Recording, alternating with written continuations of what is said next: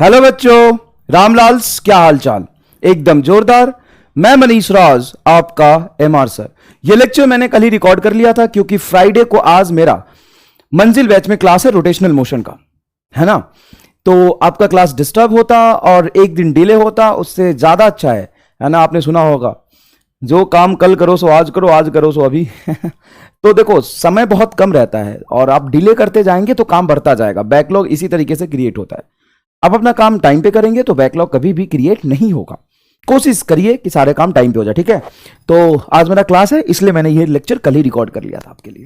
तो चलिए, काइनेमेटिक्स के लेक्चर नंबर 8 में, सर 8 में हम क्या पढ़ेंगे? हमने 7 में क्या पढ़ा था? Motion with a constant acceleration का केस समझा था।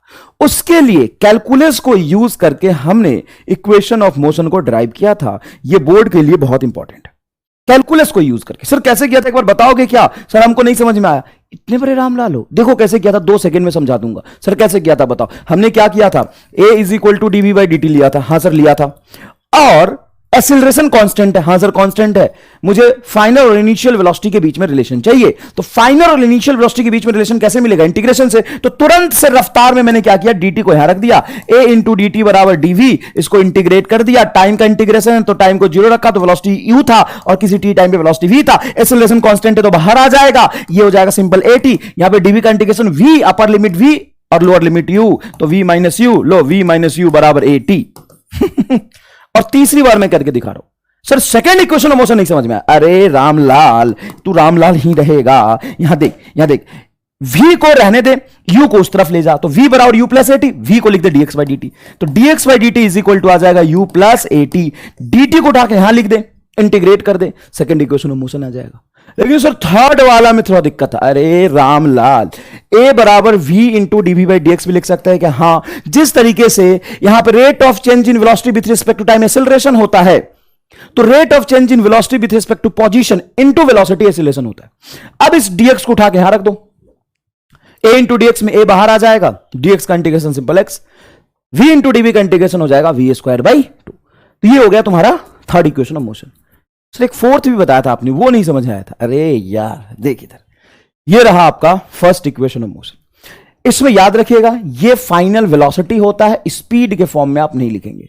सर लेकिन वेलोसिटी के मैग्नीट्यूड को तो हम स्पीड कहते हैं, हाँ, लेकिन स्पीड को हम वेलोसिटी नहीं कहते। वेलोसिटी को हम स्पीड नहीं कहते, वेलोसिटी के मैग्नीट्यूड को स्पीड कहते हैं। तो सर बचा क्या? डायरेक्शन। आगे जा रहा हो तो प्लस लेंगे, पीछे जा रहा हो तो माइनस लेंगे, तो देख के रखना थोड़ा। वी स्क्वायर मैंने C square is equal to 2s, displacement s is equal to ut plus half at square. ये आपका सेकेंड इक्वेशन मोशन, थर्ड है, ये फर्स्ट है। s nth। Sir s nth क्या होता है? जब भी मैं आपसे पूछूं 5th सेकंड में डिस्प्लेसमेंट बताओ, तो आपको ये फॉर्मूला अप्लाई करना पड़ेगा, क्योंकि 5th second is a 1 second from 4 second to 5 second. मान लो यहां पे t इज इक्वल टू 0 है, t इज इक्वल टू 1 है, t इज इक्वल टू 2 है, t इज इक्वल टू 3 है, t इज इक्वल टू 4 है, t इज इक्वल टू 5 है, t इज इक्वल टू 6 है, t इज इक्वल टू 8 है। आप में से बहुत सारे बच्चे कह रहे हो सर ये तो मैं समझ आ गया, क्यों बार बार बता रहे हो? इसलिए बता रहा हूं कि आप में से बहुत सारे बच्चे रामलाल टाइप एकदम, उनको नहीं फील आता है। ये बेटा क्या होगा? 6th second. ये 6th सेकंड है। ये क्या है? ये तुम्हारा 5th सेकंड। 4 से 5 होता है 5th। ये कौन सा सेकंड होगा? सर 4th होगा। ये कौन सा सेकंड होगा? ये 3rd होगा। तो मैं 3rd की बात करूं, 4th की बात करूं, 5th की बात करूं, 6th की बात करूं या 8th की बात करूं? सॉरी, पहले यहां पे 7 लिखो ना सर, 6 के बाद 7 आता है। अच्छा, आपको गिनती नहीं आता है। 7th, 6th, 7th, 5th, 4th, 3rd, 2nd, ये जो है वो एक एक सेकंड का इंटरवल है। 5 से 6 के बीच में 6 सेकंड होता है।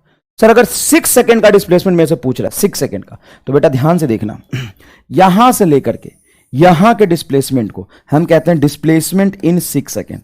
लेकिन 6 तो ये है बेटा, तो ये होगा डिस्प्लेसमेंट इन 6th सेकंड। ये डिस्प्लेसमेंट इन 6th सेकंड है, 5 से 6 सेकंड के बीच में जितना चला है। और 6 सेकंड का डिस्प्लेसमेंट यहां से यहां है। 6 सेकंड का डिस्प्लेसमेंट कहीं लिखा हो तो आप ये वाला फॉर्मूला अप्लाई करेंगे। और 6th सेकंड लिखा हो, 6th ऊपर में th लगाओ, nth लगाओ, th लगाओ, तो आप ये फॉर्मूला यूज करेंगे, u plus a by 2 into 2n minus 1। Clear है? अगर ऑब्जेक्ट कांस्टेंट एक्सीलरेशन चल रहा हो वो 1D में चले या 2D में चले, कहीं भी चले, अगर कांस्टेंट एक्सीलरेशन से चल रहा है तो आप डायरेक्ट ये फॉर्मूला लगा सकते हैं, average velocity is equal to initial velocity plus final velocity by 2। और अगर आपको एवरेज वेलोसिटी पता है तो एवरेज वेलोसिटी इनटू टाइम आपको टोटल डिस्प्लेसमेंट पता चल जाएगा। तो ये आपको मैंने इक्वेशन ऑफ मोशन पढ़ाया था। फिर मैंने बोला था if object starts from rest, जब तक रेस्ट ना लिखाओ तब तक वो रेशियो आप नहीं लगा सकते, जो लास्ट क्लास में मैंने आपको बताया था। सर क्यों? क्योंकि इनिशियल वेलोसिटी ऐड करते ही ना रेशियो नहीं बैठ पाएगा 135 या 149 का। तो यहां पे कांस्टेंट एक्सीलरेशन के साथ साथ यह भी देखना बहुत जरूरी है कि इनिशियल वेलोसिटी 0 था। If object starts from rest and constant acceleration,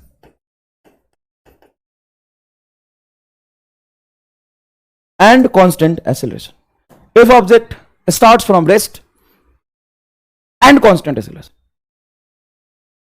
then find ratio of distance in 1 second, 2 second और 3 second।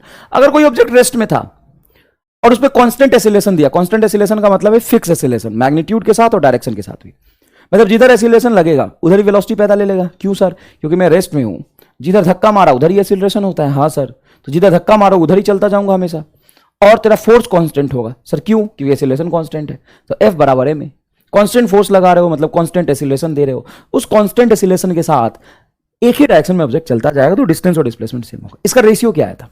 तो इसका रेशियो आया था सर 1 सेकेंड का, और जब आप 2 सेकेंड लिख रहे थे इसमें यह भी इंक्लूड हुआ था। मतलब कहने का मतलब यह है कि t इज इक्वल टू 0 पे ऑब्जेक्ट है, t इज इक्वल टू 1 पे है, t इज इक्वल टू 2 पे है, t इज इक्वल टू 3 पे है, तो मैं पहले डिस्प्लेसमेंट निकाल रहा हूं 1 सेकेंड का, मतलब ये डिस्प्लेसमेंट 1 सेकेंड का, और फिर मैं डिस्प्लेसमेंट निकाल रहा हूं 2 सेकेंड का, ये होगा डिस्प्लेसमेंट 2 सेकेंड का, फिर मैं डिस्प्लेसमेंट निकाल रहा हूं 3 सेकेंड का, ये होगा डिस्प्लेसमेंट 3 सेकेंड का। आप इस बात को फील कर पा रहे हैं? मैं कहता हूं 1 सेकेंड का डिस्प्लेसमेंट मतलब ये है, 2 सेकेंड का डिस्प्लेसमेंट मतलब ये है, 3 सेकेंड का डिस्प्लेसमेंट मतलब ये, 3 सेकेंड का डिस्प्लेसमेंट, थर्ड सेकेंड नहीं बोल रहा मैं, तो 3 सेकेंड का डिस्प्लेसमेंट भी यहां से यहां तक आएगा। तो ऑब्वियस सी बात है ये थोड़ा ज्यादा होना चाहिए, क्योंकि 3 सेकेंड में 1 second, 2 second, 3 second total add करके आया। तो इसका रेशियो क्या होता है? तो देखिएगा ध्यान से, इसका रेशियो होता है 1:4:9। सर यहां पे 1 मीटर आएगा? नहीं बेटा, ये रेशियो निकाला है, असल में आता है A/2:4A/2:9A/2, लेकिन रेशियो कंपेयर करेंगे तो ये सेम नंबर है तो कैंसिल हो जाएगा। अच्छा, मतलब ये 1 मीटर हो या 4 मीटर हो जरूरी नहीं है, जरूरी है कि इसका रेशियो यही होगा, चाहे एक्सीलरेशन कुछ भी हो। ऑब्जेक्ट अगर रेस्ट से और कुछ भी कांस्टेंट एक्सीलरेशन, कुछ भी हो मतलब ऐसा नहीं कि वेरिएबल हो, कुछ भी का मतलब उसका वैल्यू कुछ भी हो, जैसे वैल्यू हो सकता है 5 मीटर पर सेकंड स्क्वायर, वो भी तो कांस्टेंट है, value 10 meter per second square, value 9.8 metre per second square, motion under gravity वाला। मोशन अंडर ग्रेविटी में मान लो कि ऑब्जेक्ट को मैंने छोड़ दिया तो इनिशियल वेलोसिटी 0 और acceleration due to gravity constant होता है, तो यही तो केस हो गया।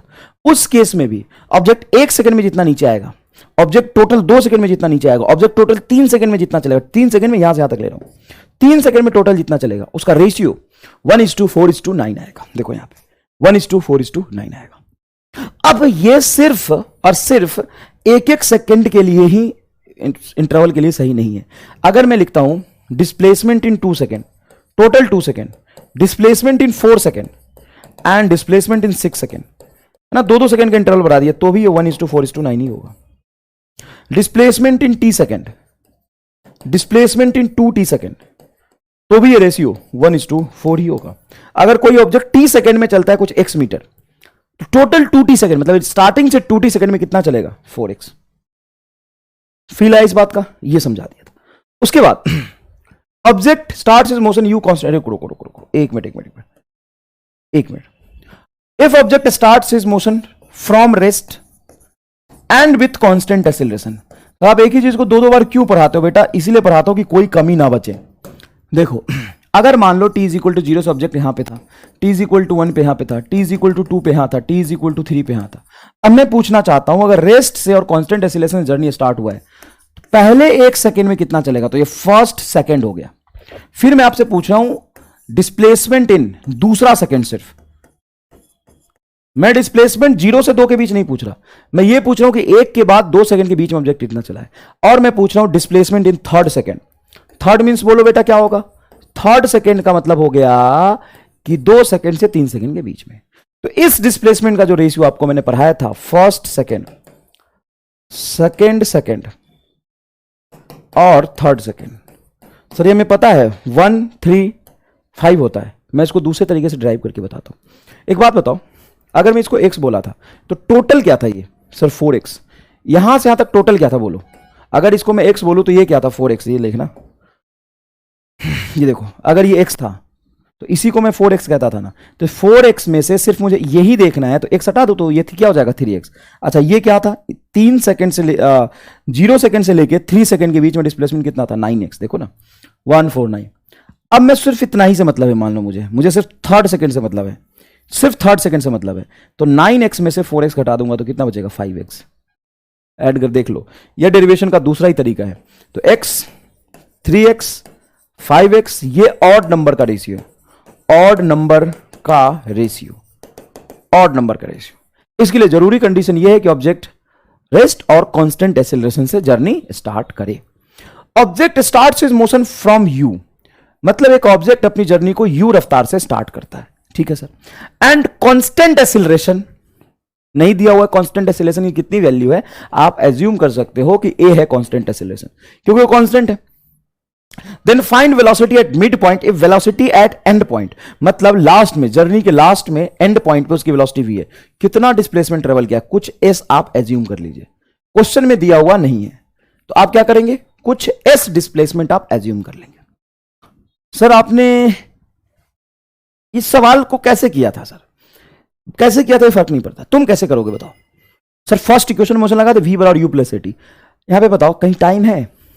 नहीं सर। टाइम देखो ना, पूरे सवाल में कहीं टाइम है? नहीं सर। क्या टाइम पूछा है? नहीं सर। तो क्यों टाइम के चक्कर में पड़ रहा हो? सर सेकंड इक्वेशन में मोशन s नहीं दिया, लेकिन आपने मान लिया s बराबर ut plus half at square, फिर से वहां पे टाइम का लोच आएगा। फिर से वहां पे टाइम का लोच आ रहा है। सर क्या करें? कोई ऐसा इक्वेशन ढूंढो जिसमें इनिशियल वेलोसिटी भी आ जाए, फाइनल वेलोसिटी भी आ जाए, a और s आ जाए। थर्ड इक्वेशन ऑफ मोशन, तो कंप्लीट जर्नी के लिए थर्ड इक्वेशन ऑफ मोशन लिखो। For complete journey, complete journey के लिए फाइनल वेलोसिटी हो गया v, इनिशियल वेलोसिटी हो गया u, इज इक्वल टू हो जाएगा 2 एक्सेलरेशन a और डिस्प्लेसमेंट s, ये आ गया। और हाफ जर्नी के लिए लिख दो, तो हाफ ऑफ द जर्नी में मान लो कि यहां से यहां तक s/2 पे वेलोसिटी हो गया कुछ v मिड, ये हमें निकालना है, तो लिखो फाइनल वेलोसिटी क्या हो गया? v mid. मैं यहां से यहां तक कंसीडर कर रहा हूं, minus u square is equal to 2a s/2 लिखोगे, s/2 ये 2 से 2 कैंसिल हो जाएगा, ठीक है सर। पहले वाले में नहीं किया था, दूसरे तरीके से सॉल्व किया था, यहां पे मैं दूसरे तरीके से सॉल्व कर सकता हूं। तो जब मैंने इसको डिवाइड किया तो अच्छे से देखना, यहां से a से s कैंसिल हो जाएगा, हां सर डिवाइड कर रहा हूं, डिवाइड, ये मिटा देता हूं, डिवाइड कर रहा हूं इक्वेशन 1 को 2 से, तो 2 से 2 कटा और a से s कटा, तो ऊपर में बचेगा सिर्फ 2। अब मैं क्या करता हूं, इसको यहां उठा के रख देता हूं, इसमें तो कुछ बचा ही नहीं, ये ऐसे हो जाएगा। ये देखो ना v square minus u square, चलो नहीं रखता हूं, चल चल बुरा मान गया, तो काहे रख रहे हो सर, तो यही छोड़ देता हूं, ले इज इक्वल टू 2। अब तो ठीक है, अब क्रॉस मल्टीप्लीकेशन कर दो, दो लाइन सॉल्व करोगे जो कि मैंने कल भी किया था, आ जाएगा answer u square plus v square by 2। तो तुमसे कई सारे ऐसे सवाल पूछेंगे कि मान लो एक ट्रेन है, ट्रेन चल रहा u वेलोसिटी से, नहीं ट्रेन चल रहा कांस्टेंट एक्सेलरेशन से। अब किसी इंस्टेंट पे एक पोल को उसने उसका फ्रंट इंजन u वेलोसिटी से क्रॉस किया। समझना, ट्रेन जा रही है, सवाल लिखेंगे पूरे एक लाइन में, ट्रेन जा रही है और ट्रेन का फ्रंट इंजन इस पोल को u वेलोसिटी से क्रॉस करा, ट्रेन एक्सीलरेटेड है और लास्ट बोगी किसी v वेलोसिटी से क्रॉस किया। तो तुमसे पूछेंगे कि ट्रेन का मिड पॉइंट, मतलब मिड वाला बोगी इसको कितने वेलोसिटी से क्रॉस करेगा, मतलब मिड पॉइंट की वेलोसिटी आपसे पूछ रही है। ऐसा सवाल होगा। ऐसा सवाल होगा। सर इसको कैसे करेंगे, देखो बताता हूं, कुछ मत करना, v मिड की बात करेगा ना कांस्टेंट एक्सेलरेशन में, तो लिख देना root under u square plus v square by 2। एक और जोरदार बताऊं, एक मान ले बॉल है, मैंने ग्राउंड से बॉल को u वेलोसिटी से प्रोजेक्ट किया। सर तो मोशन अंडर ग्रेविटी में पढ़ाओगे? हाँ पढ़ाऊंगा, वहां भी पढ़ाऊंगा, यहां भी देख एक बार, कितने वेलोसिटी से प्रोजेक्ट किया? u से, ठीक है। अभी ऑब्जेक्ट ऊपर जा रहा है, अब इस पे कांस्टेंट एक्सेलरेशन g नीचे लाएगा, क्योंकि एक्सेलरेशन ड्यू टू ग्रेविटी कैसा होता है? कांस्टेंट होता है, लेकिन वो सर नीचे है, हाँ तो थ्रू आउट द मोशन नीचे ही रहेगा। अब ये ऑब्जेक्ट ऊपर जाता जाएगा जाता जाएगा जाता जाएगा जाता जाएगा, मैक्सिमम हाइट पे क्या हो जाएगा सर? रेस्ट में आ जाएगा। और मान लो इसका मैक्सिमम हाइट h है कुछ। अब तुमसे डायरेक्ट पूछ रहा find velocity at mid point of the maximum height. Find velocity at midpoint of the maximum height. अब यहां पे इस सवाल को तुम कहीं किताबों में ढूंढ लेना, गूगल कर लेना, एक पेज में सॉल्व करते हैं। काहे करते हैं? तुमको समझ ही नहीं आता कि बॉल को यू से फेंका और कुछ इंफॉर्मेशन दिया नहीं है। हाँ, मोशन अंडर ग्रेविटी तो acceleration due to gravity constant होगा। अब उनको लगता है कि यार अब मुझे जहां पे वेलोसिटी निकालनी है वो मैक्सिमम हाइट का आधा है, velocity at mid point of maximum height. तो मैक्सिमम हाइट कितना हो वो पता करना पड़ेगा। हाँ, एमआर स्टार।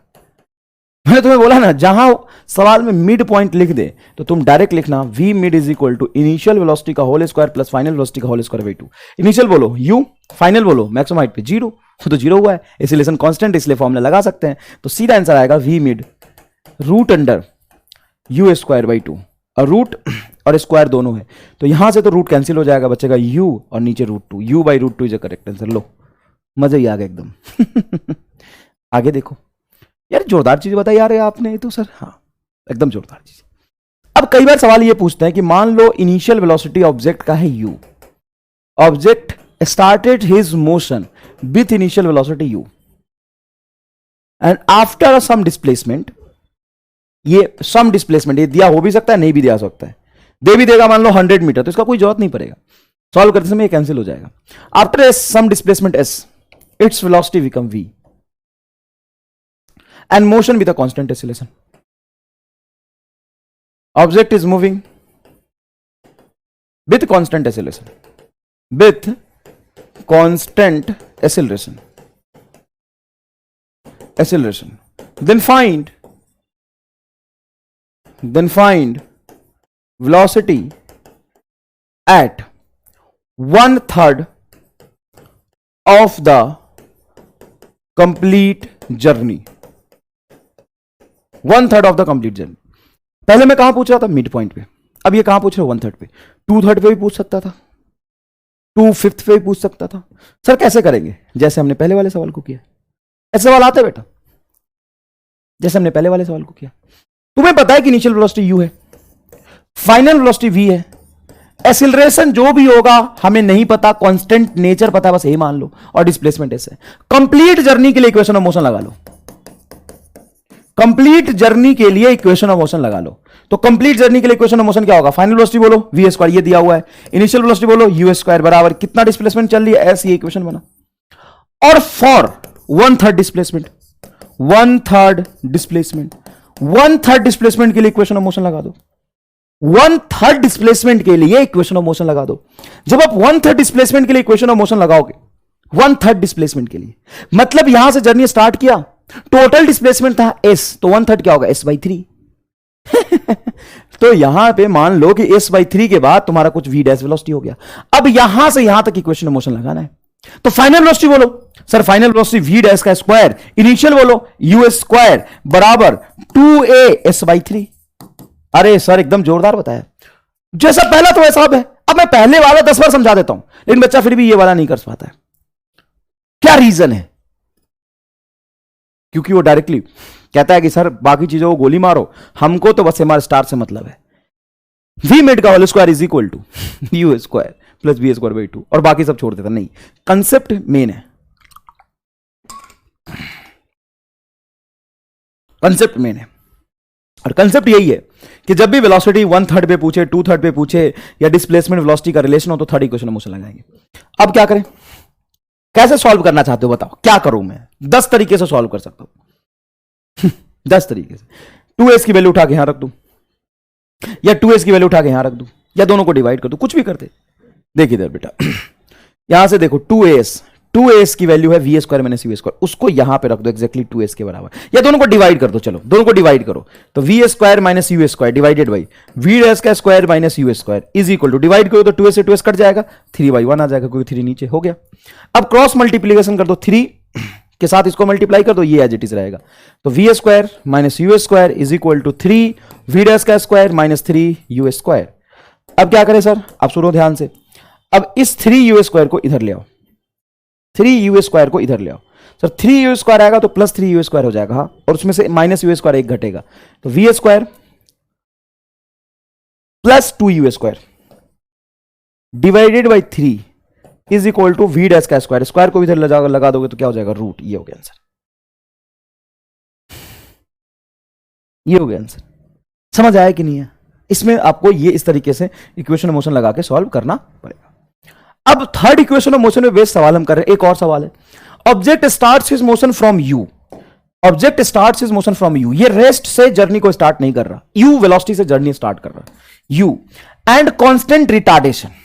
कांस्टेंट रिटार्डेशन का मतलब यह है, मैंने आपको रिटार्डेशन का डेफिनेशन बताया था, निगेटिव एक्सेलरेशन को रिटार्डेशन नहीं कहते, वो एक्सेलरेशन जो वेलोसिटी के अपोजिट हो। मान लो ऑब्जेक्ट तेरा जा रहा था आगे यू वेलोसिटी से, यू वेलोसिटी से ऑब्जेक्ट आगे जा रहा है, ये डब्बा है ऑब्जेक्ट और यू वेलोसिटी से आगे जा रहा है, तो एक्सेलरेशन पीछे दे दो। सिर्फ और ऑब्जेक्ट पीछे जा रहा होता तो वेलोसिटी पीछे है तो एक्सेलरेशन आगे दे दो, उसी को हम रिटार्डेशन कहते हैं। रिटार्डेशन में स्पीड हमेशा कम होता जाता है, ठीक है, retardation and lose its half velocity. देखो अगर इनिशियल वेलोसिटी यू है तो कह रहा है कि आधा वेलोसिटी लूज कर दिया उसने, कुछ देर बाद या कुछ डिस्प्लेसमेंट के बाद उसकी वेलोसिटी हो गई U by two after displacement of 3 meter. वाह यार, सब कुछ दिया है।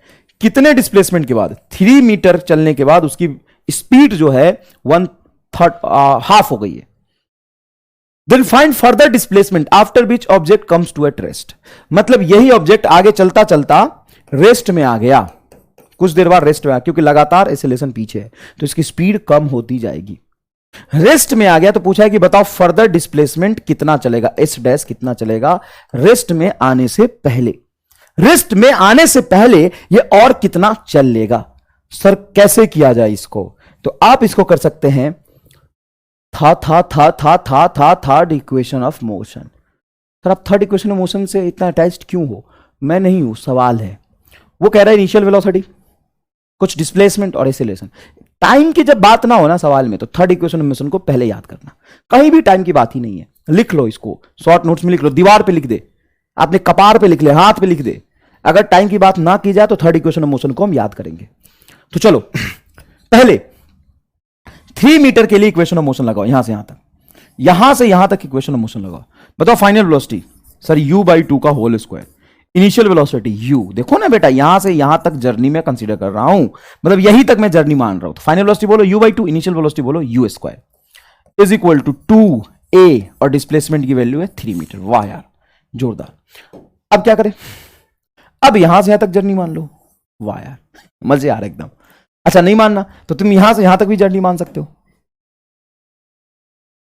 सर उससे भी ये निकल जाएगा, हाँ यहां से यहां तक जर्नी का डिस्प्लेसमेंट ले लेना s+3, तो यहां से यहां तक मान लो ना, कोई दिक्कत नहीं। यहां बोलो अभी यहां से यहां तक जर्नी मान रहे हो तो फाइनल वेलोसिटी हो गया 0 और इनिशियल वेलोसिटी हो गया u बाई 2 का whole square is equal to 2a into displacement s dash. अब इसको डिवाइड कर दो थोड़ा सा प्यार से और अच्छे से। तो ध्यान से देखना, 2a से 2a कट जाएगा बहुत आराम से, 2a से 2a कट जाएगा, इसको मारो गोली, तो बचा क्या, ऊपर में 3 और नीचे में s डैश। बहुत ही जोरदार। और यहां पे बचेगा u स्क्वायर बाई 4 में से u स्क्वायर घटाओगे तो क्या आएगा, तो u स्क्वायर बाई 4 में से u स्क्वायर घटाओगे तो आएगा -3u स्क्वायर बाई 4। अब सर ये सब डिवीजन सब्ट्रैक्शन नहीं आता मुझे, देखें यहाँ पे 4 एलसीएम लेगा 4, ये होगा u square minus 4u square, तो u square minus 4u square, तो -3u स्क्वायर बाई 4, और ये आएगा u square by 4 with negative sign. अरे यार स्क्वायर है ना। अब ये बेटा u स्क्वायर बाई 4 से u स्क्वायर बाई 4 कटेगा, माइनस से माइनस कटेगा, ये बचा आपका 3 is equal to S dash को इधर ले जाओ, 3 S dash is equal to 3, तो S dash is equal to 1 meter is a correct answer. तो जब भी इनिशियल वेलोसिटी, कुछ फाइनल वेलोसिटी और डिस्प्लेसमेंट की बात हो, टाइम न दे और ना ही टाइम के बारे में पूछे, तो आप क्या करेंगे, आप इग्नोर करेंगे। किसको, किसको इग्नोर करेंगे, सेकेंड इक्वेशन ऑफ मोशन को, टाइम वाले इक्वेशन को। चलो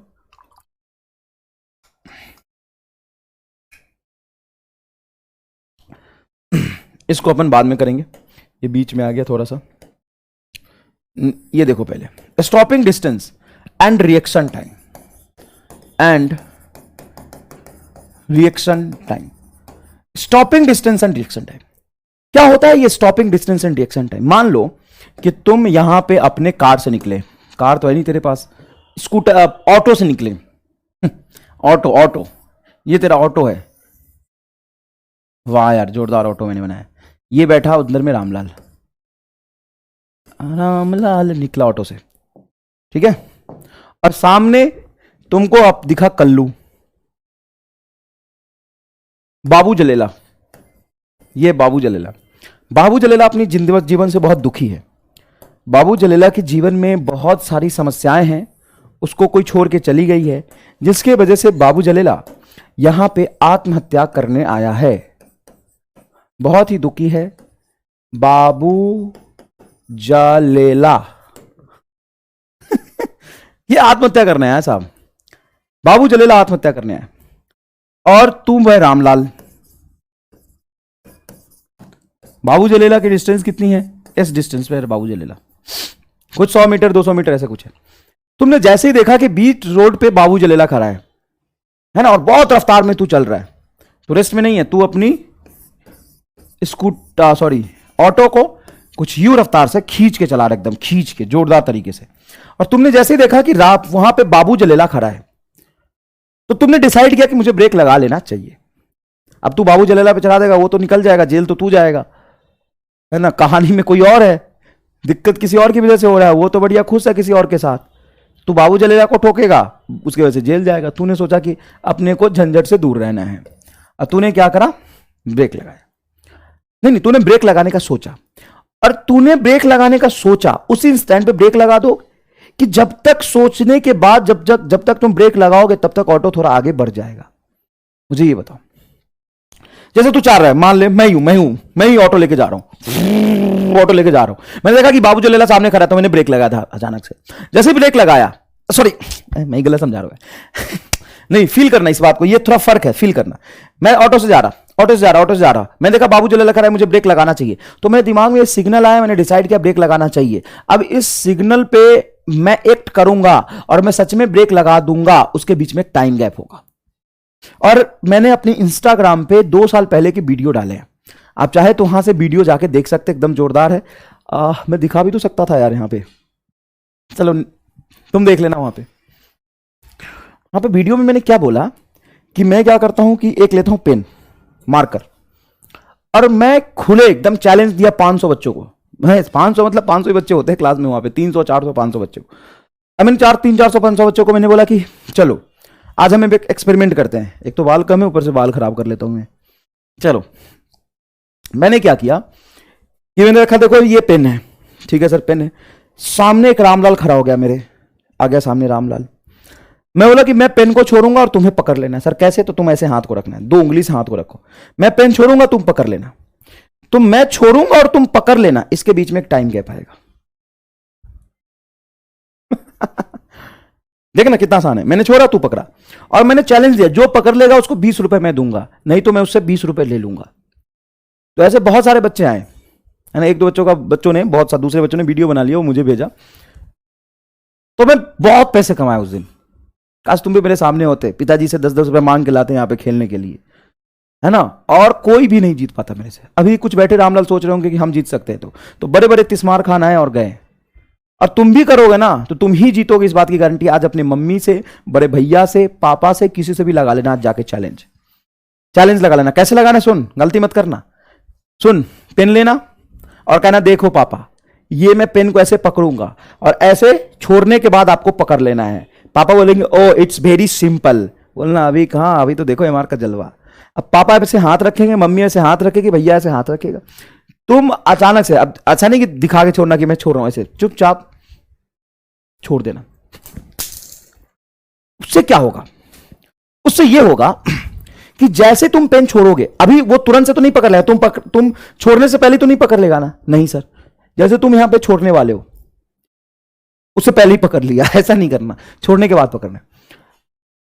तो जैसे तुम छोड़ोगे तो पापा के दिमाग में सिग्नल आया कि अच्छा इस रामलाल ने पेन को छोड़ दिया, और वो एक्शन लेंगे तब तक लेट हो चुका होगा।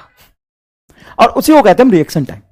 मैं बहुत आसानी से पकड़ ले रहा हूं, क्यों? क्योंकि मुझे पहले से पता है कि मैं छोड़ रहा हूं, पकड़ ले। मैंने पहले ही एक्शन ले लिया है, छोड़ने से पहले ही एक्शन ले लिया मैंने। देख, सामने वाले को नहीं पता हो ना, तो वो देखेगा अच्छा छोड़ दिया और एक्शन लेगा, तब तक पेन नीचे, और तू जीतेगा ही जीतेगा, हार ही नहीं सकता। चाहे तू घर में किसी से चैलेंज लगा ले। एक बार वीडियो देख लेना, मेरा इंस्टाग्राम पे मैंने डाला था।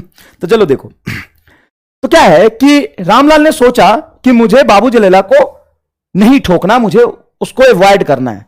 तो इसने सोचा, रामलाल ने सोचा, मैं लिख देता हूं यहां पे, रामलाल ने सोचा कि मुझे ब्रेक लगाना चाहिए, तो स्पीड कम हो जाएगा। नहीं सर, ब्रेक असल में लगा देगा तब तो स्पीड कम होगा। तो इसने सोचा कि ब्रेक लगाना चाहिए, और जब तक ये ब्रेक लगाता तब तक थोड़ा टाइम निकल गया और रामलाल यहां पहुंच गया। अगर अब जाके उसने ब्रेक लगाया, ब्रेक लगा दिया, इसने सोचा कि ब्रेक लगाना चाहिए और असल में ब्रेक लगा दिया, इसके बीच में एक टाइम गैप आ जाता है। उसी टाइम गैप को हम कहते हैं रिएक्शन टाइम। मान लो टी टाइम गैप हुआ और कुछ एस डिस्टेंस चल गया, तो इसको कहते हैं हम रिएक्शन टाइम, कि सोचने में और करने में एक टाइम गैप होता है, रिएक्शन टाइम। जैसे तू सोचा कि मैं 4 घंटे पढ़ूंगा और तुम्हें सब कुछ आ गया, नहीं भाई 4 घंटे बैठ के पढ़ना पड़ेगा ना।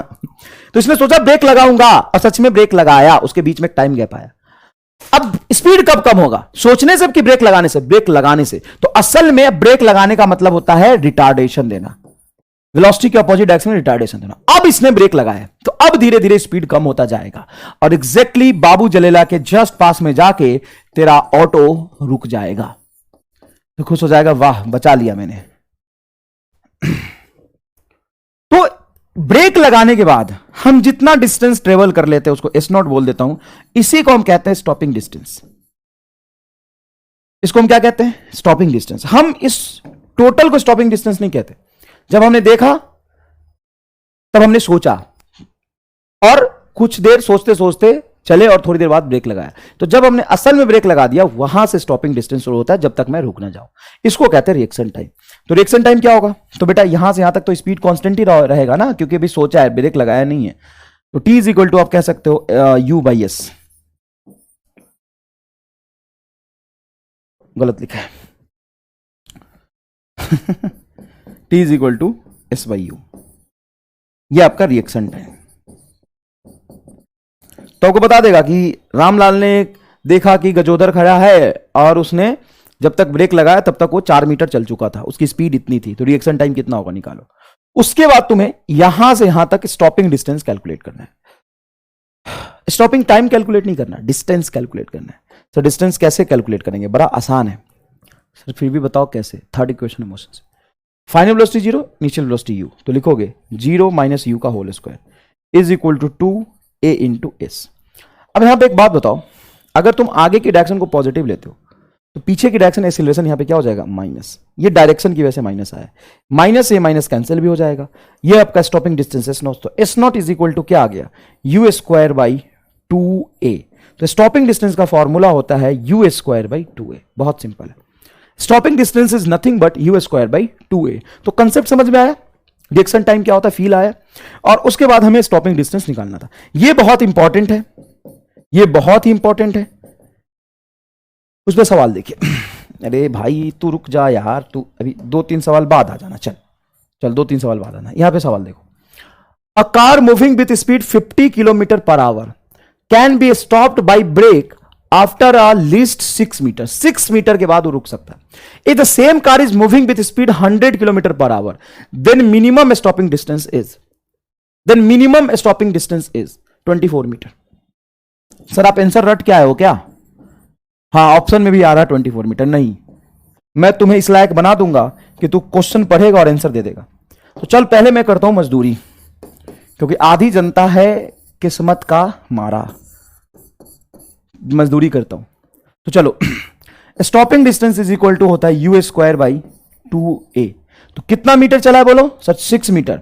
After a brake at least 6 meter. तो स्टॉपिंग डिस्टेंस 6 मीटर दिया हुआ था और स्पीड दिया हुआ था 50 किलोमीटर पर आवर।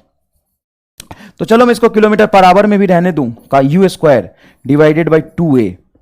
तो यहां से 2a की वैल्यू मैं निकाल सकता हूं। ये a इज इक्वल टू आ जाएगा 50 multiply 50 divided by kilometre per our में ही है ये 2 मल्टीप्लाई 6। ये आ गया a की वैल्यू।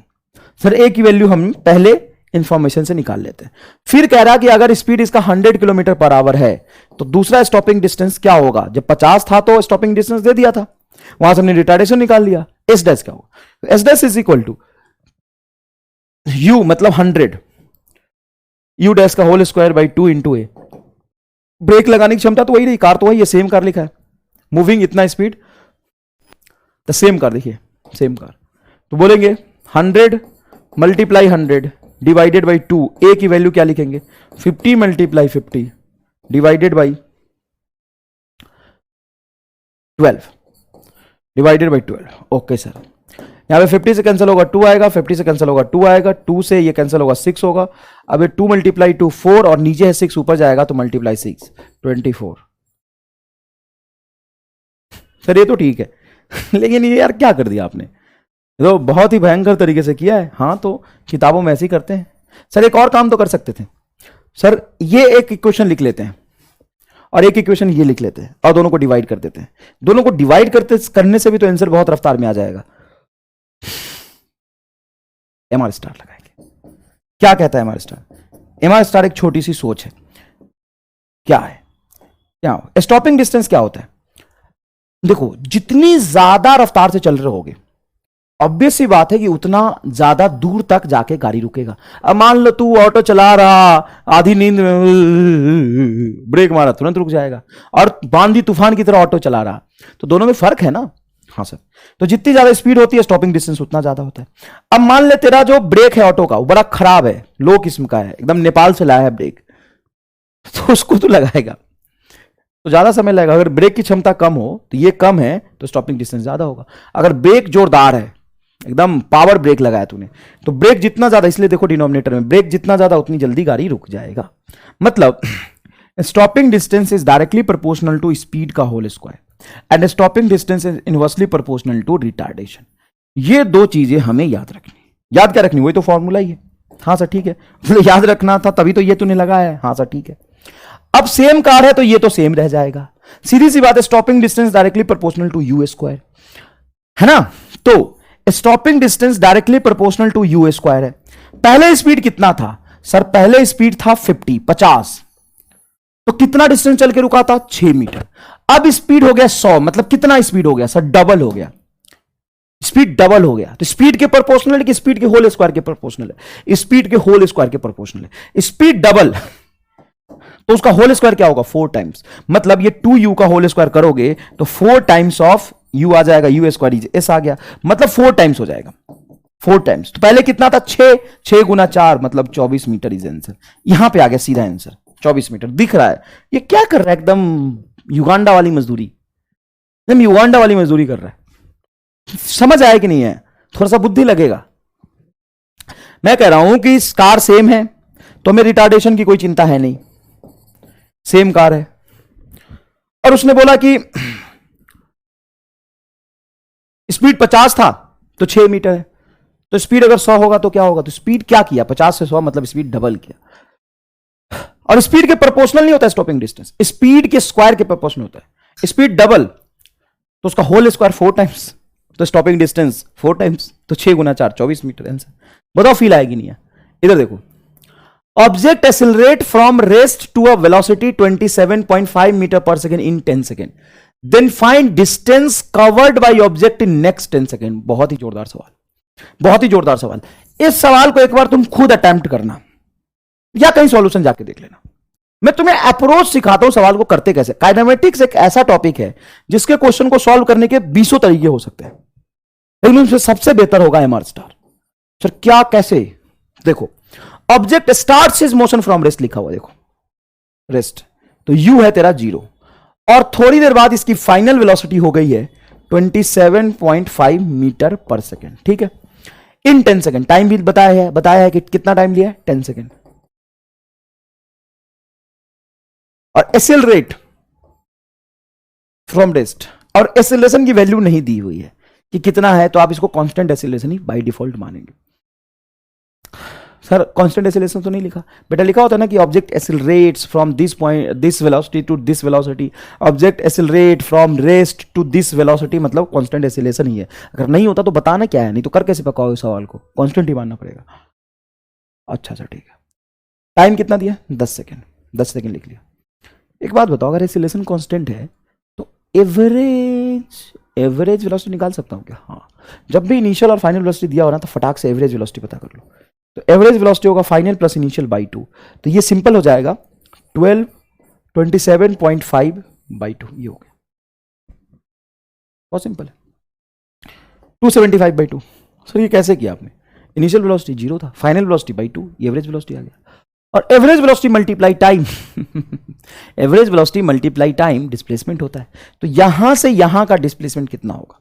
तो यहां से यहां का डिस्प्लेसमेंट होगा पहले 10 सेकेंड का average velocity into time, average velocity into time, average velocity बोलो 27.5 मल्टीप्लाई 2 मल्टीप्लाई 100 से मल्टीप्लाई करने का मतलब ये डेसिमल प्लेस गायब हो जाएगा, तो ये बचेगा तुम्हारा 275/2, 275/2।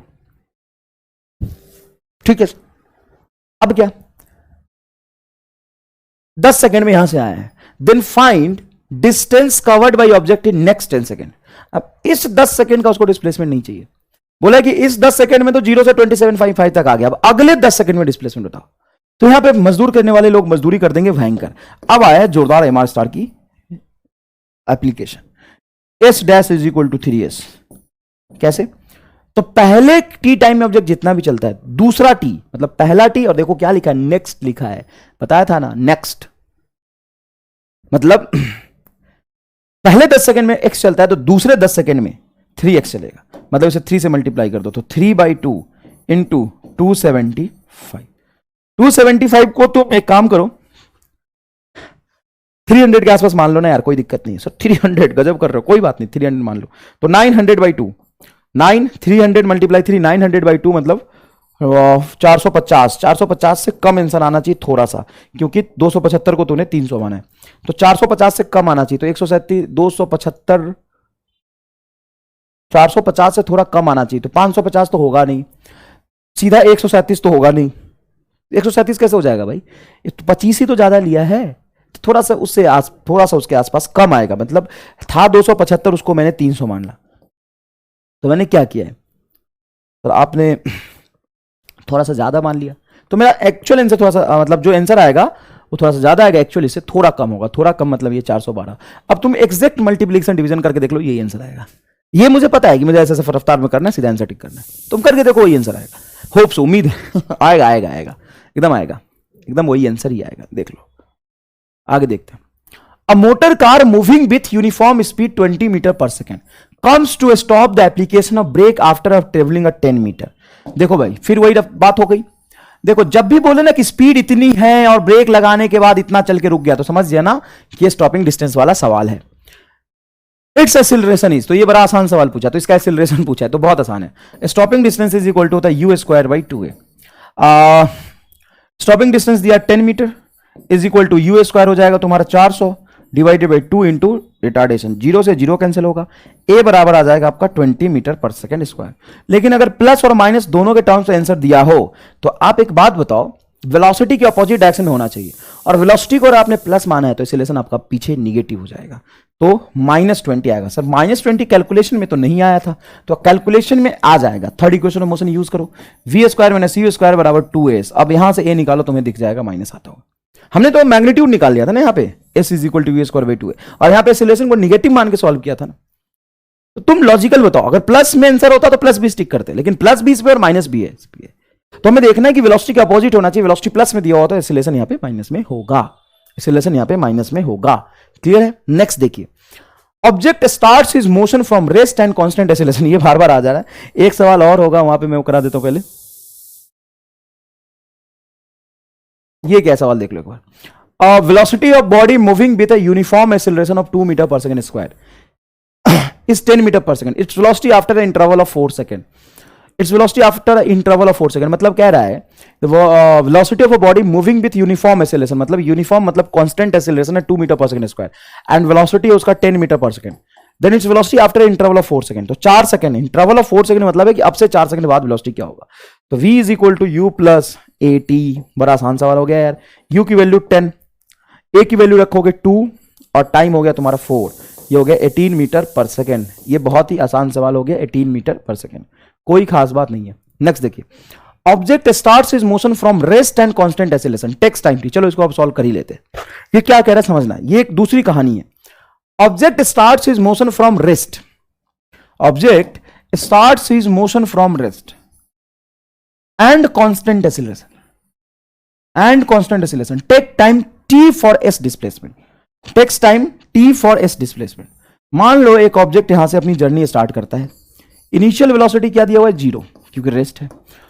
कांस्टेंट एक्सेलरेशन से मतलब वेलोसिटी 0 है, एक्सेलरेशन कांस्टेंट है, मतलब कांस्टेंट रेट से उसकी वेलोसिटी बढ़ती जाएगी। And time t, complete S displacement travel करने में कितना टाइम लिया है, t टाइम लिया है, यहां पे आया t time. Then find time taken to first half and second half displacement. First half and second half displacement, first half displacement मतलब पहला आधा डिस्प्लेसमेंट।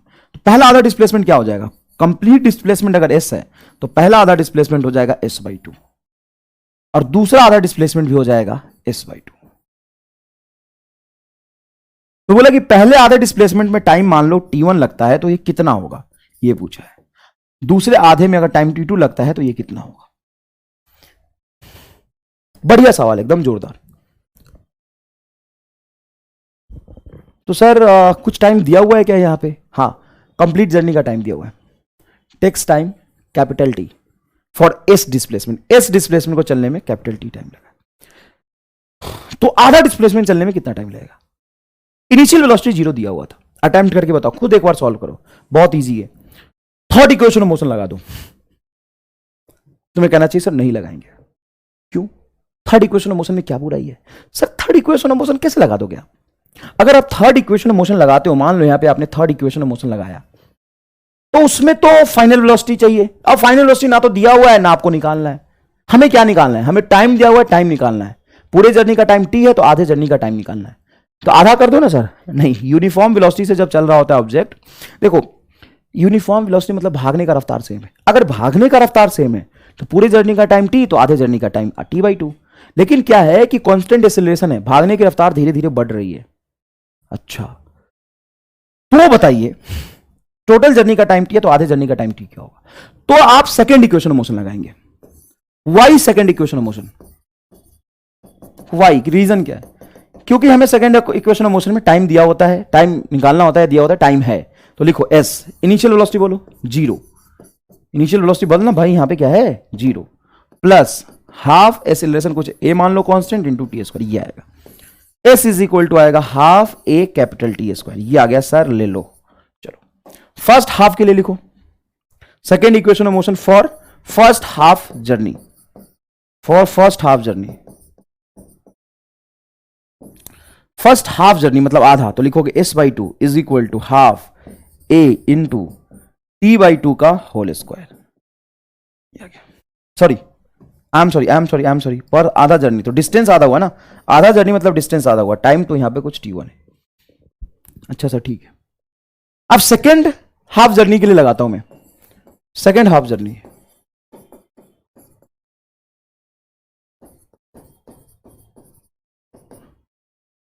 सेकेंड हाफ जर्नी का डिस्प्लेसमेंट होता कितना, s/2 is equal to half a t2 का whole square. Clear है क्या ये। अब इसमें से मैंने कंप्लीट जर्नी का इक्वेशन लिखा है, पहला आधा जर्नी का इक्वेशन लिखा है, पहला मतलब यहां से यहां आधा, फिर दूसरा आधा मतलब यहां से यहां आधा।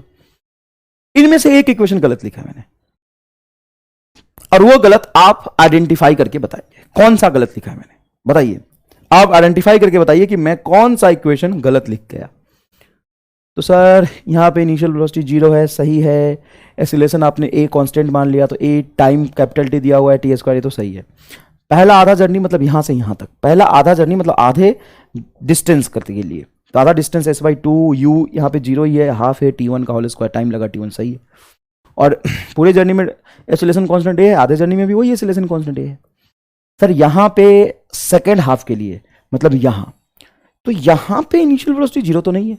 अगर जर्नी को तुम मानते हो कि मैं यहां से स्टार्ट करके यहां तक इक्वेशन ऑफ मोशन लगाता हूं, तो यहां पे वेलोसिटी क्या है, कुछ होगा, लेकिन यहां पे गलती से वेलोसिटी आपने 0 मान लिया, ये इक्वेशन ऑफ मोशन गलत लगा। फील आया कि नहीं है। मैं पूरे जर्नी के लिए लगा रहा हूं तो इनिशियल वेलोसिटी 0 है, फिर आधे के लिए लगाया तो यहां पे इनिशियल वेलोसिटी 0 ऐसे जा रहा, लेकिन इस आधे में इनिशियल वेलोसिटी 0 नहीं है। तो सर निकाल लो, नहीं निकालूंगा, जरूरत ही नहीं है, वो गलत है। वो फील आ गया कि नहीं आ गया, जानबूझ के मैंने गलत करके आपको दिखाया, ठीक है। वो सॉल्यूशन में नहीं भी समझाता तो कोई दिक्कत नहीं, मेरा आंसर यही आ चुका है। सर कैसे, तो देखो इक्वेशन नंबर 1 को 2 से डिवाइड कर दो, या 2 को 1 से डिवाइड कर दो, तो 2 क्या है, s/2, s/2 divided by s, first equation में s इज इक्वल टू, इधर बताओ क्या है इक्वेशन 2 में, हाफ a t1 का होल स्क्वायर, इधर क्या बोलो हाफ ए कैपिटल टी का स्क्वायर। ए बाई टू से ए बाई टू कटेगा, यहां पे बड़े प्यार से देखेंगे तो एस से एस भी कटेगा, ये टू नीचे चला आएगा। ठीक है, तो बताओ T1 का whole square by capital T square is equal to 1/2।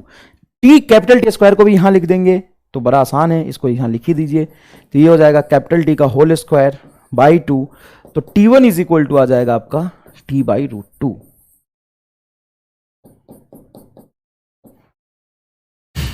T1 is equal to क्या आ जाएगा, T/√2।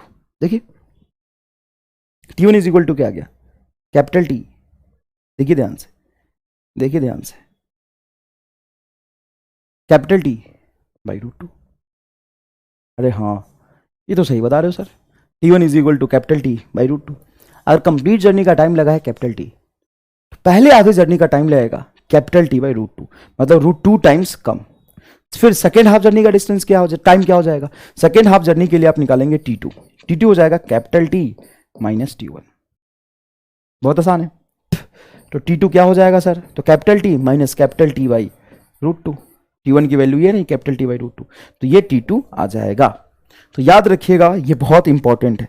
कई बार टाइम का रेशियो भी पूछ लेते हैं, T1 इज टू T2 का रेशियो क्या होगा, T1 इज टू T2 का रेशियो क्या होगा। तो जिस तरीके से इक्वल टाइम इंटरवल में हमने डिस्प्लेसमेंट का रेशियो देखा था, जैसे फर्स्ट सेकंड में, सेकंड सेकंड में, थर्ड सेकंड, फोर्थ सेकंड में डिस्प्लेसमेंट का रेशियो था x3 x 5x। 1 सेकंड में, टोटल 2 सेकंड में, टोटल 3 सेकंड में डिस्प्लेसमेंट का रेशियो था x4 x 9x। उसी तरीके से इक्वल डिस्टेंस इंटरवल, पहला डिस्टेंस इंटरवल इक्वल मतलब s/2, फिर दूसरा s/2, उसमें जो टाइम का रेशियो है वो आया है तुम्हारा 1/√2, है ना, T/√2, T माइनस T/√2। इसका रेशियो निकाल लो, चाहो तो T1 और T2 का रेशियो भी निकाल सकते हो। रेशियो निकाल के दिखाऊं, एक बार रेशियो निकाल के दिखाऊं, T1/T2 का रेशियो निकाल देता हूं। ये बताओ क्या था, T/√2, ये क्या है T माइनस T/√2। एक काम करो, यहां से T/√2 कॉमन निकालो, अरे ऊपर तो T/√2 रहने ही दो, नीचे T/√2 कॉमन निकालो। तो सर यहाँ तो 1 है, तो ये हो जाएगा √2 माइनस 1। T/√2 से T/√2 कैंसिल हो जाएगा, 1/√2 minus 1 is the correct answer. ये आपका आंसर हो जाएगा, 1:√2 minus 1 is the correct answer. ये आपका T1/T2 का रेशियो आ गया।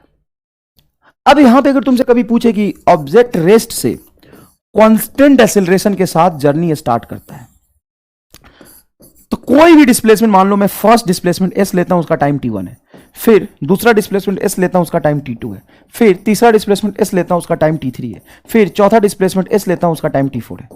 मतलब पहले इस डिस्प्लेसमेंट के लिए जो पीछे था वही है, सेम है, s पे फोकस मत करो, तुम ये देखो कि पहले s/2, अच्छा मान लो इसको मैं 2s ले लेता, सुनना, इसको मान लो टोटल जर्नी ले लेता मैं 2s, तो आधा क्या होता है s, फिर दूसरा आधा क्या होता है s, तो पहले इसके लिए टाइम T1, दूसरे इसके लिए टाइम T2, तो यही तो बनता, यही तो रेशियो बनता। पहले इस इक्वल डिस्प्लेसमेंट s के लिए टाइम T1, फिर दूसरे इसके लिए टाइम T2। उसी तरीके से यहां समझना, पहले इसके लिए टाइम T1, फिर दूसरे इसके लिए टाइम T2, फिर तीसरे इसके लिए टाइम T3 और T4। तो इसका रेशियो क्या होगा, सेम इसी पैटर्न में होगा, T1 is to T2 is to T3 is to T4 का रेशियो जो होगा वो देखिए क्या होगा। यहां पे देखो क्या था, 1 is to √2 माइनस 1। अब आगे क्या लिखेंगे, सेम पैटर्न में, सब सेम पैटर्न कैसे, तो एक डिजिट इसका बढ़ाओ, तो √2 से हो जाएगा √3 माइनस 2, ये आएगा। सर ये क्या लोचा है, अरे यही तो है,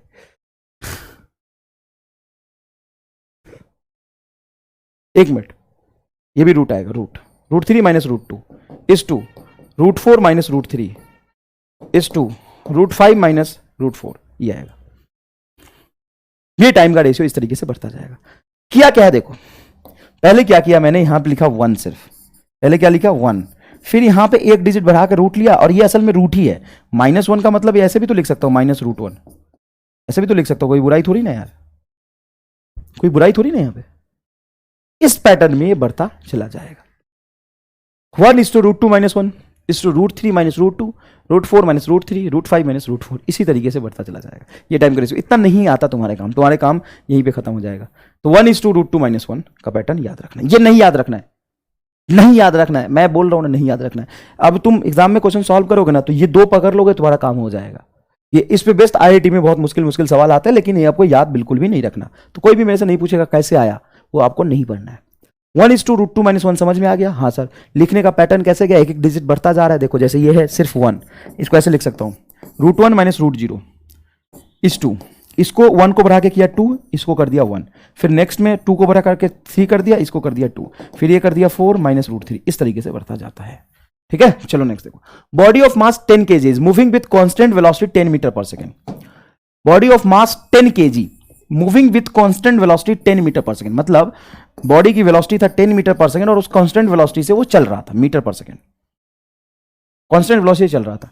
when a constant force acts for a 4 second, 4 second के लिए उस पर कांस्टेंट फोर्स लगा है, 4 सेकेंड के लिए उस पर कांस्टेंट फोर्स लगा है। It moves with a velocity 2 meter per second, तो उसके बाद उसकी वेलोसिटी 4 सेकेंड बाद हो गई 2 meter per second in the opposite direction, मतलब बॉडी आगे जा रहा था तो पीछे की तरफ लगा। Then acceleration produce in it is, तो एक्सीलरेशन कितना प्रोड्यूस हुआ है। Moves with velocity 2 meter per second in opposite direction. सवाल को पूरा पढ़ना एक बार। A body of mass 10 kg, mass दिया 10 kg, मुझे लग रहा है इसकी जरूरत नहीं पड़ेगी, ये कंफ्यूज करने के लिए दिया है। With constant velocity 10 meter per second, 10 meter per second से चल रहा था। When a constant force acts for a 4 second on it, it's move with a velocity 2 meter per second in opposite direction, है ना, 2 मीटर पर सेकेंड से opposite direction में चलने लगा। Then retard acceleration produce in it is, तो first equation motion लगा सकते हो directly, v minus u by T.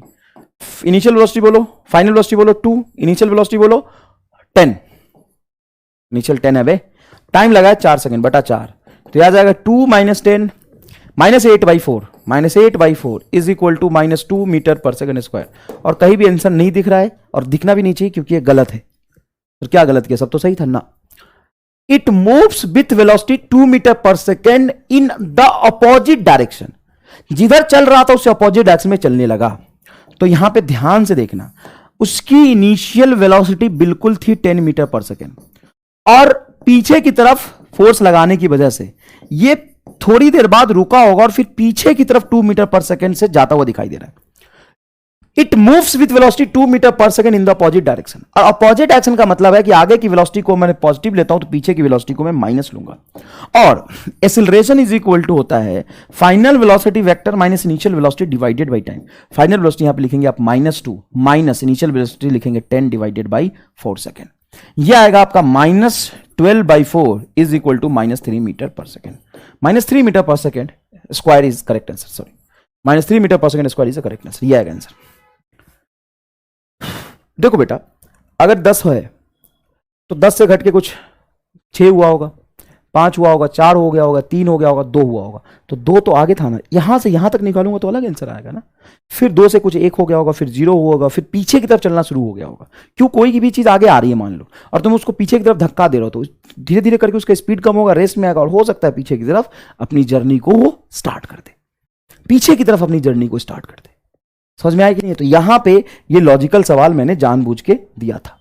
Next देखो, the initial velocity of the particle is 10 meter per second, okay, and its retardation is 2 meter per second square, retardation मतलब पीछे की तरफ। Then distance move by the particle in 5th second of its motion is, तो 5th second of motion में ये object कितना चलेगा। अब इस तरह के सवाल को थोड़ा सा रुक के सॉल्व करना होता है। इनिशियल वेलोसिटी बताओ कितना है, 10 मीटर पर सेकेंड। अगर बेटा initial velocity 10 meter per second है और आगे की तरफ ही एक्सीलरेशन में दे दूं 2 मीटर पर सेकेंड स्क्वायर, तो इसमें किसी भी इंस्टेंट पे डिस्टेंस और डिस्प्लेसमेंट पूछे आप डायरेक्टली इक्वेशन ऑफ मोशन लगा दीजिए, कोई दिक्कत नहीं है, आंसर आ जाएगा। हाँ, आ जाएगा। Initial velocity of the particle is 10 meter per second, object की इनिशियल वेलोसिटी है 10 मीटर पर सेकेंड, ये रहा। और जिधर ऑब्जेक्ट चल रहा है उधर ही आप एक्सेलरेशन दे दो तो स्पीड क्या होता जाएगा, बढ़ता जाएगा और इसी डायरेक्शन में चलता जाएगा। तो किसी इंस्टेंट पे डिस्टेंस और डिस्प्लेसमेंट सेम होगा, तो आप इक्वेशन ऑफ मोशन से निकाल सकते हैं। ठीक है सर, लेकिन यह कह रहा है कि एक्सेलरेशन मैंने पीछे की तरफ दिया है। अगर मैंने एक्सेलरेशन पीछे की तरफ दिया है तो इसका स्पीड बढ़ेगा कि घटेगा? सर इसका स्पीड घटता जाएगा और स्पीड घटते घटते हो सकता है कभी ये रुक जाए। हाँ सर, रुक सकता है ना, घटते स्पीड कम होते होते उसकी स्पीड 0 हो जाएगी। हाँ, और 0 होने के बावजूद भी मैं पीछे की तरफ एक्सेलरेशन देता रहूंगा तो ये अपना डायरेक्शन ऑफ मोशन चेंज करके हो सकता है पीछे चलना लग जाए। हाँ सर, और फिर से अगर तुमसे पूछे कि डिस्प्लेसमेंट बताओ तो आप इक्वेशन ऑफ मोशन लगा सकते हो क्योंकि इक्वेशन ऑफ मोशन से डिस्प्लेसमेंट आ जाता है। लेकिन डिस्टेंस पूछे तो डिस्टेंस तो पाथ लेंथ है, इक्वेशन ऑफ मोशन से आप डिस्टेंस नहीं निकाल सकते। सर आपने पहले निकाला था, मैंने जब डिस्टेंस निकाला था उस केस में डिस्टेंस और डिस्प्लेसमेंट सेम था, इसलिए मैंने डिस्प्लेसमेंट निकाल के उसको डिस्टेंस बोल दिया था। लेकिन यहां पे जब object direction of motion change करे, और ऐसे सवाल बहुत कम पूछे जाते हैं, ज्यादा नहीं बनते बेटा, एक दो सवाल ऐसे बनते, लेकिन इसको कर लेने चाहिए। Then distance move by the particle in 5th second. 5th second का मतलब क्या है? What is the 5th second? 5th second का मतलब है 4 सेकंड से लेकर के 4 सेकंड के 4 सेकंड से लेकर के 5 सेकंड के बीच के टाइम को हम कहते हैं 5th सेकंड। तो सबसे पहले हमें यहां पे देखना पड़ेगा कि ऑब्जेक्ट रेस्ट में कब आ रहा। तो चलो v is equal to u plus a t. मान लो ऑब्जेक्ट रेस्ट में आ गया, वो टाइम मैं देखना चाहता हूं कि ऑब्जेक्ट रेस्ट में कब आया है। रेस्ट में आया मतलब फाइनल वेलोसिटी 0, इनिशियल वेलोसिटी बोलो 10, एक्सीलरेशन बोलो -2 क्योंकि पीछे इंटू टी, टी बराबर 5 सेकंड। तो एग्जैक्टली जब 5 सेकंड हो रहा होगा तो ऑब्जेक्ट रुका होगा। एग्जैक्टली 5 सेकंड में ऑब्जेक्ट रुका होगा यहां पे, और टी इज इक्वल टू 4। तो अगर मैं 4 से 5 सेकंड के बीच देखूं डिस्प्लेसमेंट, तो ऑब्जेक्ट अपना डायरेक्शन ऑफ मोशन चेंज ही नहीं किया। डायरेक्शन ऑफ मोशन कब चेंज कर रहा था? 5 सेकंड के बाद। लेकिन वो डिस्प्लेसमेंट कब पूछ लिया? 5 सेकंड से पहले। तो मुझे टेंशन नहीं लेना। क्यों? क्योंकि जिस टाइम इंटरवल में मेरे से डिस्प्लेसमेंट पूछा है या डिस्टेंस पूछा है, वहां उस टाइम इंटरवल में वो यू टर्न नहीं लिया, तो हमें कोई चिंता करने की जरूरत नहीं है। यहां पे डायरेक्ट हम एस nth का फॉर्मूला लगा देंगे। इनिशियल वेलोसिटी बोलो 10 minus acceleration 2/2 a/2 into 2 into n की वैल्यू 5 -1 रखेंगे। तो ध्यान से देखिएगा बेटा, ये 10 ये कटेगा तो ये आ जाएगा 1, 5 multiply two 10 minus 1 9 is equal to 1 meter is the correct answer. सही किया सॉल्व। 2 से 2 कटेगा, 5 गुना 10, 10 में से 1 जाएगा 9, 9 इंटू 1 तो ये आ गया 10 में से 1 जाएगा 1 meter. 1 meter is the correct answer. तो ये 5th सेकंड का डिस्प्लेसमेंट है जो कि 1 मीटर होगा, कोई दिक्कत नहीं। अगर वो 6th सेकंड का पूछता तो 6 सेकंड में हमें यू टर्न मिलता, इनिशियल वेलोसिटी हमें यहां पे रोक के और फिर पीछे की तरफ चलता हुआ दिखाई देता, तो वो एक अलग कहानी हो जाती, वो हम बाद में देखेंगे। ठीक है, वो एक अलग कहानी हो जाएगी। सर वो अलग कहानी हो जाएगी मतलब क्या? मतलब एक सवाल सॉल्व करके आपको मैं दिखाता हूं।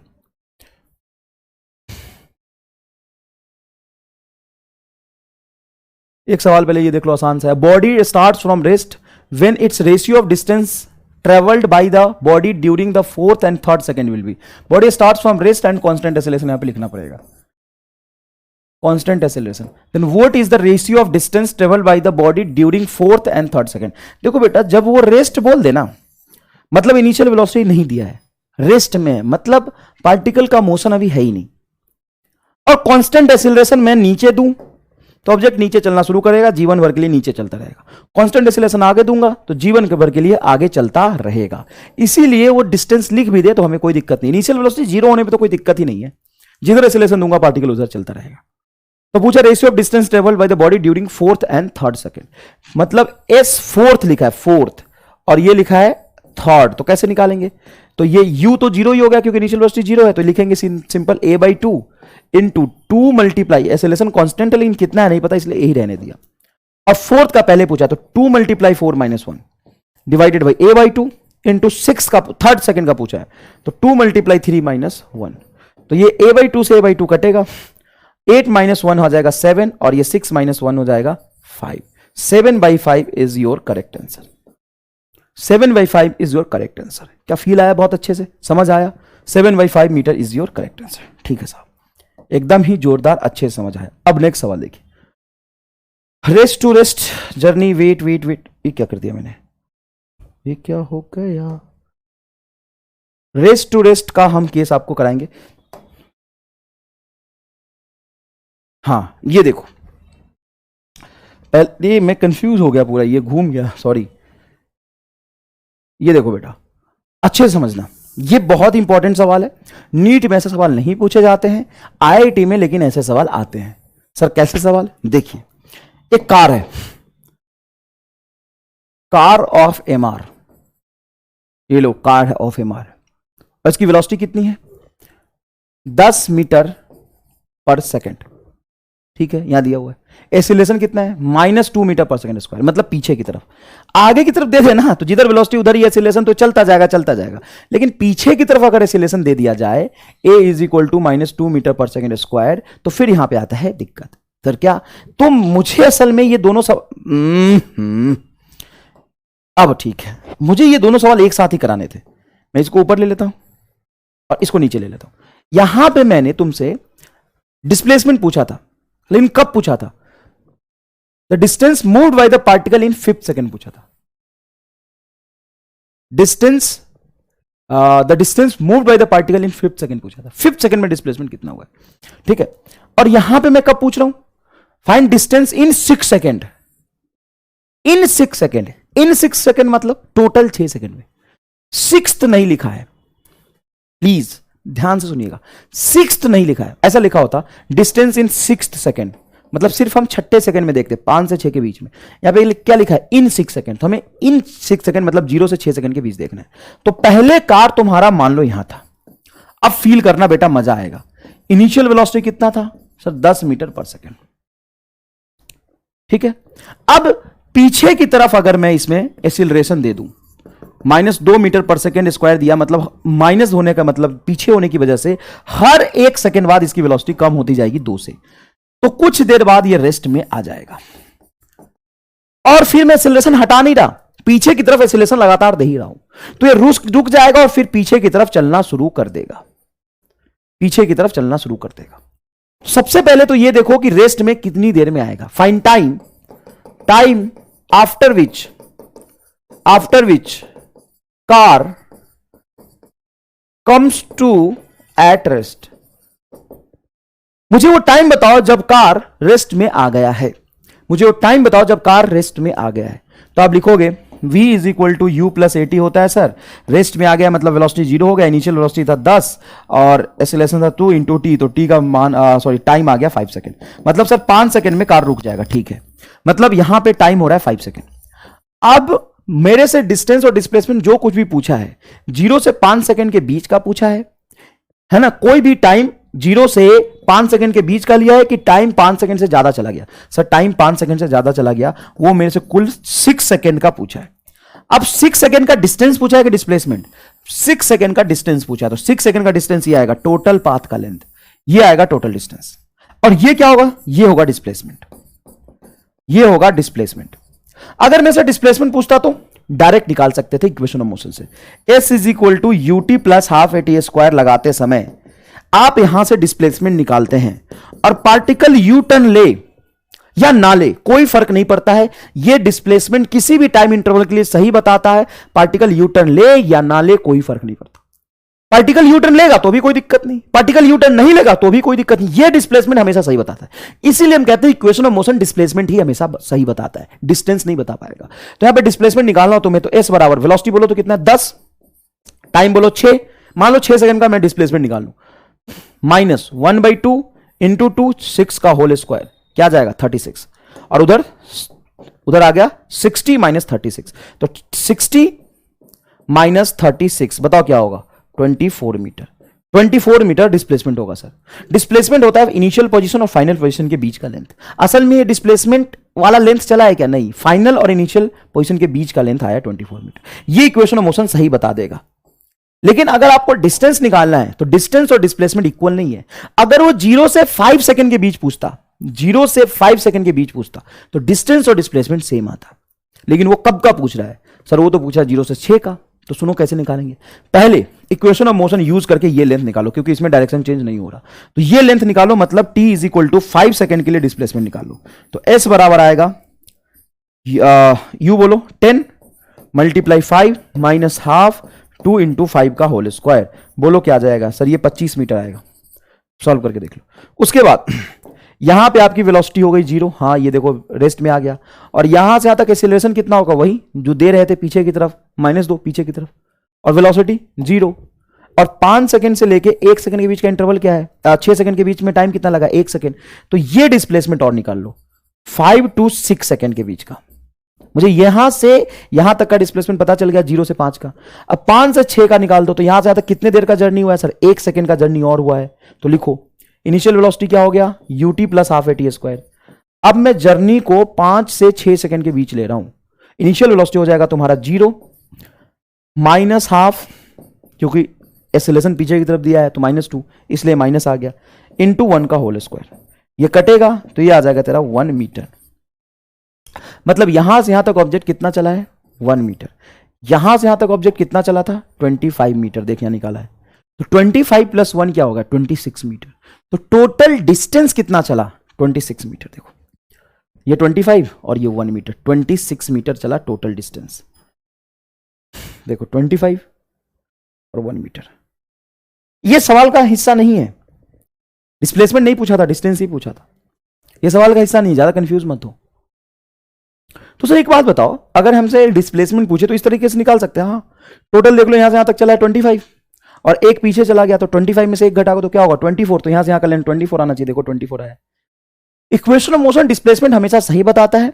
ऑब्जेक्ट अपनी डायरेक्शन ऑफ मोशन चेंज करे या नहीं करे, अगर तुमसे डिस्प्लेसमेंट पूछना है तो आंख बंद करके लगा दो, सही आंसर आएगा। लेकिन डिस्टेंस में अगर डायरेक्शन चेंज कर जाएगा तो एक्चुअल पाथ लेंथ निकालना पड़ेगा, जो कि इक्वेशन ऑफ मोशन नहीं बता पाएगा। तो कैसे निकालेंगे? इस तरीके से निकालेंगे। सर इसका कोई एमआर स्टार है? हाँ है। सर बताओ। अभी नहीं, ग्राफ पढ़ाते समय पढ़ाऊंगा। बिना किसी कैलकुलेशन के एक लाइन खींचूंगा, तुम्हारा ये भी आंसर आएगा, ये भी नहीं करना पड़ेगा ये भी नहीं करना पड़ेगा, ये भी नहीं करना, ये भी नहीं करना, डिस्टेंस डिस्प्लेसमेंट सब आ जाएगा एक ग्राफ बनाते ही। सर अभी बता दो, ग्राफ अभी नहीं समझ में आएगा, चिंता मत करो बेटा। एक्चुअल में किताबों में कहीं नहीं है वो, और कहीं नहीं पढ़ाया जाता।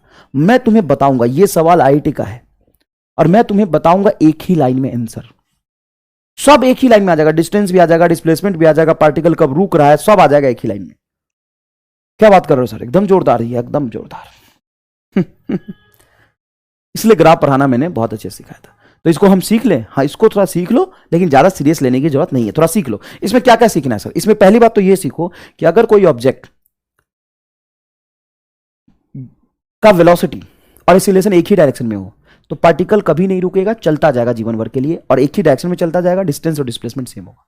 लेकिन वेलोसिटी और एक्सीलरेशन अपोजिट आ जाए तो पार्टिकल कहीं ना कहीं जाके रुकेगा, फिर अपनी डायरेक्शन ऑफ मोशन चेंज करके पीछे आ चलने लगेगा। मतलब रुकेगा मतलब उसकी मोशन खत्म हो जाएगी, दूसरी डायरेक्शन में मोशन शुरू होगी।